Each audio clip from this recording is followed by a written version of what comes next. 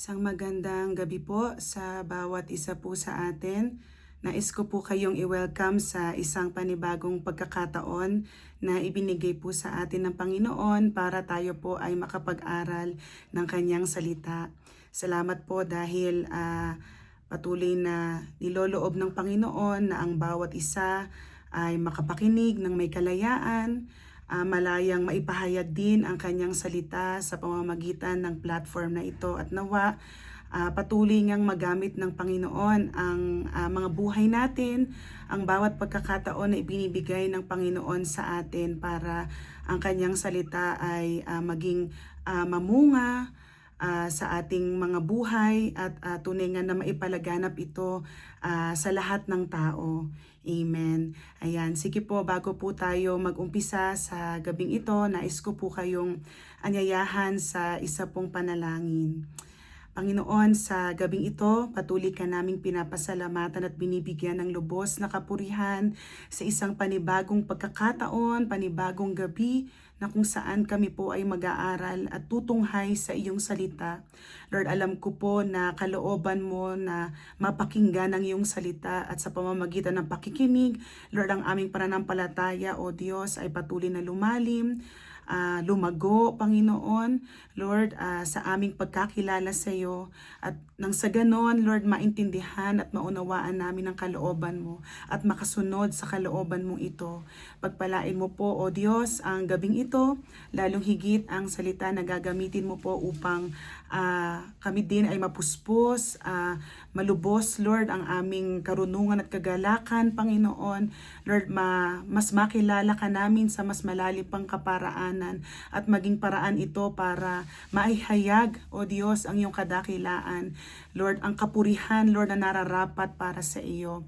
Salamat, Panginoon. Ito nga po yung aming sama-samang dalangin sa pangalan po ng aming Panginoong Jesus. Amen. Ayan, muli po magandang gabi po sa bawat isa po sa atin. Ayan, so sa gabing ito, ang bagay po na nais ko pong ibahagi sa bawat isa sa atin ay meron pong pamagat na The Believer's Indispensable Weapon. Ayan, The Believer's Indispensable Weapon. Ayan, so bago po tayo tumungo sa pinaka paksa o sa outline natin sa gabing ito, no, kung maaalala nyo po, last 2022, September 19, 2022, kung kayo po ay nanood po, no, or nakasubaybay, no, sa buhay ng royal family, no, sa UK, alam po natin na ito po yung panahon na kung saan si Queen Elizabeth II ay pumanaw na, no, at ang royal family po ng England ay nagdaos po, no, ng isang state funeral. And bukod po, no, sa mismong funeral, no, sa mga programa at activities na nakapaloob po sa panahon na ito, isa po, no, sa mga striking features, no, ng state funeral na ito ay kung saan ang royal family, no, at ang mga military, no, maaaring kasama ang mga noblemen and women ay nakasuot po sila, no, ng mga military uniforms, and ang mga sundalo pong ito ay meron puntangan o hawak ng mga swords or mga sandata, no, sabi nga dito gold handled swords, no, sa kanilang gilid. Sabi dito ang mga swords na ito ay talagang magaganda, no, makikita natin yung intricacy ng design. Yan. So at ito po ay simbolo, no, ng authority at ng power ng monarchy, no, sa England. At ito pong mga heirlooms po na ito ay hindi po meant, no, na gamitin para sa isang digmaan o sa isang labanan. Ngayon, kung i-relate po natin ito sa ating paksa ngayong gabi, unlike po sa mga ceremonial swords na to na ating nakikita, no, kahit dito sa atin, no, sa ating bansa, no, kapag merong pass in review, for example sa PMA, di po ba? So unlike po sa mga ceremonial swords na ito, no, the sword of the spirit, na kung saan makikita natin actually yung ating text sa Ephesians chapter 6 verse 18, no, di ba? Ito po ay bahagi po, no, nung armor of God, no, the full armor of God. Ayan, at alam natin na ang sandata, no, ng espiritu walang iba kundi ang salita ng Diyos ay intended po, no, na gamitin sa digmaan or for warfare. Alam din natin na yung ibang pieces o yung ibang bahagi po ng armor, no, dito sa Ephesians chapter 6 ay ginagamit, no, for defense, no, o para protektahan ang ating katawan, no, mula sa atake, 'di ba? Meron doon mula sa nagliliyab na palaso, no, ng kaaway, no, upang sa ganon, no, ay tulungan, no, tayong mga lingkod, tayong mga mananampalataya na hindi po tayo mapasailalim o magawa nating i-resist, no, ang gawa ng kasamaan and to stand firm, no, mula sa kanyang mga evil schemes. Ngayon po, no, ang sword of the spirit o ang sandata, ang sword, no, ng banal na espiritu, ito po ang nag-iisa nating offensive o ginagamit, no, pang-atake. Yan. So yun ang ibig sabihin ng offensive. That can defeat, no, ang bawat mga tukso, ang bawat mga kasalanan at bawat mga masasamang balakin o plano na sumasalungat sa Diyos, no, at sa kanyang kaharian, sa kanyang kalooban, no, para sa buhay natin. Amen. At sumasalungat, no, even, no, sa mabuting balita ng kaligtasan. No, kaya makikita natin, no, na napakahalaga, kagaya po ng lagi po nating nakikita, na napapanood, naririnig, no, sa ating mga tagapagturo, laging ipinapaalala sa atin na napakahalaga ng salita ng Panginoon. No, lalong higit sa panahon natin ngayon sa ating bansa na nakikita natin, no, yung iba't ibang klase ng kaguluhan. Merong internal conflicts, no, merong terrorism, no, merong mga conflicts, no, sa ating government, no, na talagang ang bilang mga mananampalataya, no, ang kailangan nating gawin, no, bukod sa manalangin ay patuloy na magbasa ng salita ng Panginoon. So napakahalaga po nito, no, ng salita ng Diyos, no, the sword of the spirit. No, ito po yung tinutukoy, no, sa ating paksa, no, na indispensable weapon, no, ng bawat mananampalataya. So kasama po kayo, kasama ako, no, na sumasampalataya sa Panginoon. Meron po akong tatlong bagay, no, na nais pong ibahagi sa bawat isa, no, para makita natin ang kahalagahan, ang dulot, no, ang importansya, no, ng salita ng Diyos, no, para sa ating lahat. Ang una po dito, God's word is for every Christian. No, yan po ang lagi nating tatandaan, na ang salita ng Diyos ay para sa lahat at sa bawat mananampalataya. No, kung sa military o sa ibang bansa, no, kagaya nga sa England, no, na piling tao lamang ang maaaring magdala ng sandatang iyon. Yan. So dito makikita natin na ang bawat mananampalataya ay pinagkalooban ng salita ng Diyos bilang kanilang sandata na dapat gamitin. No, tatandaan natin na ang ating kaaway, no, nais niya na tayo ay lokohin, no, at tayo ay pagpaniwalain na ang mga sandatang ito o ang sword na ito ay para lang sa elite, no, para sa mga ministry workers, ministry leaders, para lang sa mga mature na leaders, yan, no, o para lang sa mga pastor, para sa mga nagtapos sa seminaryo, no, merong theological degrees, no, na kinuha, yan, no, pero ang katotohanan po, ito po ay para sa lahat ng mananampalataya. No, ito po ay hayag, no, na sinasabi sa atin, no, ng salita ng Diyos.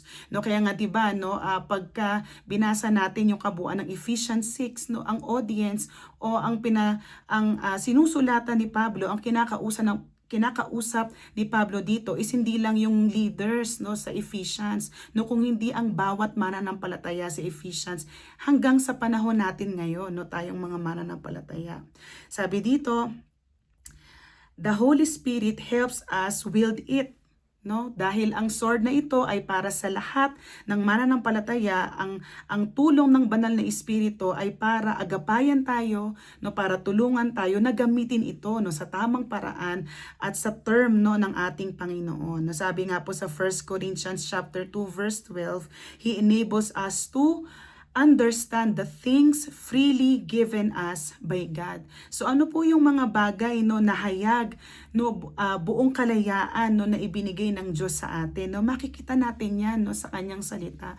At ako po personally naniniwala po ako na lahat ng bagay na kailangan nating malaman, mga kasagutan na kailangan natin no, sa pamumuhay sa araw-araw ay matatagpuan natin sa salita ng Diyos. No, enough po ito, sufficient ang salita ng Diyos. No, at nariyan ang banal na Espiritu para tulungan tayong unawain no, ang lahat ng ito. No, kaya nga kapag tayo ay magbabasa, 'di ba? Laging ipinapaalala sa atin na tayo ay dapat manalangin. No, kagaya ng ginagawa natin no, tuwing tayo ay merong online Bible study, no, kapag tayo ay nakikinig no ng mga preachings, 'di ba? Ng mga sermons no ng mga preachers or pastors or pulpit ministers, no, kailangan nating manalangin no upang sa ganon no ay magkaroon tayo ng discernment, no, maunawaan natin no ang salita ng Diyos and to gain wisdom no habang tayo ay nag-aaral at nagbubulay-bulay ng kanyang salita. At alam naman natin na ang Diyos no, He is gracious enough to supply no yung understanding na yon. Amen. Dahil nga po again no ang salita ng Diyos ay para sa lahat ng mananampalataya. Amen po. Yan. Sa pangalawa, God's word is for every battle. Amen. Kung ang salita ng Diyos ay para sa bawat mananampalataya, ganun din no sa bawat mga pagsubok, no sa bawat mga labanan no ng bawat mananampalataya. Yan, sabi nga dito no, ang salita ng Diyos, ito po ang ultimate weapon no, creating His people, sustaining His people, and regenerating His people. Diba? No? Kaya nga sa salita ng Diyos, diba? Tayo po ay nalikha. Amen ba? Sa salita ng Diyos, tayo po ay naligtas. At sa salita ng Diyos, no, na ating binubulay-bulay, no, dapat na inaaral, no, araw-araw, no, dapat nating pinangahawakan araw-araw, no, ito yung nagsusustain sa atin, nagpapalakas, no, nagpapatatag sa atin. Yan, sabi dito, His word empowers us whether we are fighting our sin or Satan's schemes. No, kaya ito po yung sinasabi kanina, no, it is for every battle, no, sa ating pakikipagdeal, no, sa mga kasalanan natin, ito man ay hayag, ito man ay lihim, no, sa kaalaman ng karamihan, no, ito man po ay masasamang balaki ng kaaway, no, ang salita ng Diyos no ay meant no na gamitin no para sa lahat ng labanan. No, kaya tatandaan natin na ang salita ng Diyos no hindi natin to dapat ginagamit, binubuklat, inaaral o kinakabisado lang o inaalala lang no sa mga specific na araw no ng buhay natin. No, na kapag Sunday, no, kasi a-attend tayo ng Sunday service or ng worship service, makikinig kasi tayo kay pastor, 'di ba? O kasi merong nagpe-pray, merong nag-share ng gospel, no, or kapag kasi merong holiday like Christmas, 'di ba? Like araw ng mga patay, no, like ng Holy Week, no, or any special occasions, no, it is meant to read the Bible, no, to meditate on God's word every day, 'di ba? Ito nga po ang utos ng Panginoon no kay Joshua, no, to meditate no on His laws day and night. No, kasi alam ng Panginoon, no, ipinakita ng Panginoon kay Joshua na kapag nagawa ni Joshua na bulay-bulayin ang salita ng Diyos araw at gabi, no, ano po ang dulot nito sa kanya? 'Di ba? Katagumpayan no sa lahat ng kanyang gagawin. 'Di ba? Na siya naman pong nangyari, 'di ba? Nakapaloob palagi si Joshua no sa kalooban ng Panginoon. No, kaya lagi nating sasabihin no sa ating mga sarili-sarili, we need the Bible every day. Yan. Sige nga po, i-comment nyo nga, no, we need God's word every day. Yan, no, lalo kapag dumarating yung time na parang tayo ay tinatamad, no, kasi mainit ang panahon, malamig ang panahon, may unos ang buhay natin, may problema tayo na kinakaharap sa buhay natin, no, lagi nating alalahanin, we need God's word every day, 'di ba? Every hour, no, every minute no ng ating mga buhay. Natatandaan natin na ang salita ng Diyos, ang Biblia, no, hindi po ito dekorasyon, no, na dinadala natin kapag araw ng Sunday para sabihin banal tayo, na makadiyos tayo, na relihiyoso tayo, na churchgoer tayo, or Christian tayo, 'di ba? Hindi po ito ornament, no? Hindi po ito dekorasyon, no? O hindi po ito parang bahagi ng mga furnitures no sa bahay, no, na inaalikabok, 'di ba? Kasi hindi binubuksan. 'Di 'di ba? No, hindi wala man lang punit, 'di ba? Hindi man lang nasulatan o hindi man lang naguhitan ang Bible. Amen. No, kaya nga ang tanong dito, ang Bible daw ba natin, lagi daw ba natin itong binubuksan? No, lagi bang nakabukas ang bawat pahina ng Biblia? No, at tayo daw ba ay handa, no, na pakinggan, no, ang pangungusap ng Panginoon, no, sa kanyang salita, no, para sa buhay natin. No, kasi nga po, no, ang salita ng Diyos is meant for every battle. Amen. It is for every Christian, for every battle. Amen. And lastly, we need every part of God's word. Yan. No, lahat tayong mananampalataya, kailangan natin ng salita ng Diyos. Amen po ba? At kung ang bawat mananampalataya kailangan ng salita ng Diyos, ibig sabihin, anumang season ng buhay niya, anumang araw ng buhay niya, anumang sitwasyon ng buhay niya, or anumang laban ng buhay niya, kailangan niya ito. Kailangan natin ito. Amen ba? And lastly, no, napakahalaga din po nito, no, na kailangan natin ang bawat bahagi ng salita ng Diyos. No, lagi niyo rin po itong naririnig, no, sa ating mga tagapagturo, 'di ba? Ang Biblia, no, ay hindi po meant, no, na parang i-cherry pick natin, no, yung mga gusto nating basahin, no, yung pakiramdam natin ay nagfi-fit, no, or nagsusut, no, sa ating pandinig or feeling natin, parang ito yung bagay sa sitwasyon natin, no, kahit Leviticus yan, di ba, sabi nga nila, kahit Book of Numbers yan, at kahit katulad yan ng Book of Revelation, no, na mahirap unawain, no, sa unang basa, no, bawat bahagi ng salita ng Diyos ay kailangan natin. Amen po ba? No, sabi nga po, di ba, sa 2 Timothy chapter 3 verse 16, all scripture is breathed out by God. No, ang bawat salita, ang bawat titik, no, ang bawat pangungusap at ang bawat pahina, no, ng ating Biblia, lahat po ito, no, ang salita ng Diyos ay hiningahan. It is inspired, no, ng ating Panginoon, that is meant to teach us, to correct us, to rebuke us, and to train us, no, for godly living.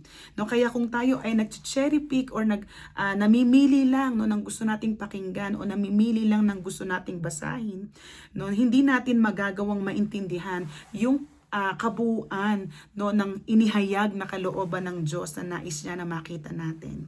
Amen ba? No, nagpapakahayag ang Diyos sa atin. No, at kung tayo ay selective, no, sa ating pagbabasa, no, paano natin maiintindihan, no, kung ano ang nais niyang baguhin, 'di ba, gawin, no, sa ating mga buhay. Amen ba? Sabi dito, every believer needs every part of God's word for every battle. No, it is not just a ceremonial sword, but it is a beautiful heirloom. No, na ito po ay ibinigay sa atin ng Panginoon. No, hindi lang basta para isuot, no, kundi para gamitin din.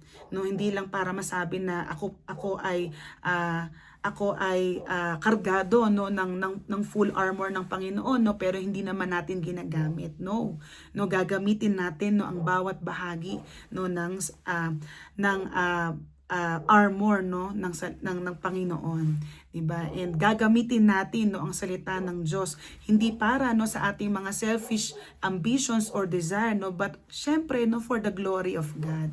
Amen ba? No, sa bawat sitwasyon ng ating buhay, no, hanggang, no, sa tayo ay makapiling natin ng Panginoon, 'di ba, sa kanyang muling pagbabalik. Yan. So yan yung dapat na maging consistent tayo dito, no, mga kapatid. Yan, no, kasi nga, no, bilang mananampalataya, no, tayo ay nag-i-struggle.